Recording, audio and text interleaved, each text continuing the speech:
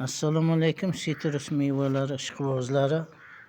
Mana shu limonxonamizda 25 yoshli limonlar. Bu yerda hozir bu limonlarda ekilganiga 25 yil bo'lgan. Bu yerda 27 tup.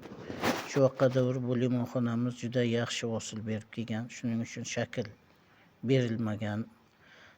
2 tonnaga 1,5 tonna bo'lmaganda 1 tonnaga doğru hosil olingan. Hozirgi vaqtda shu yil hisobidan 350 kilo limon olindi. Bunga asosiy sabab shu vaqtida shakl berilmaganligi hisoblanadi. Undan tashqari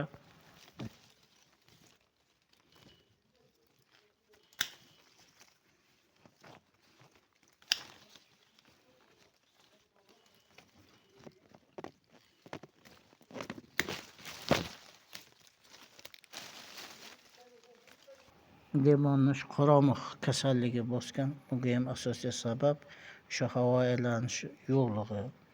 Biz hozir o'rta shoxlarni oldik. Havo aylanishi uchun sharoit yaratdik. Qurigan shoxlar olindi. Limonni to'la to'kis hozir imkon boricha sharoit yaratildi. Endi buni hozir oziqalarini beramiz. Kasallikka qarshi dorilar qo'llaniladi. Buni ko'rsatamiz.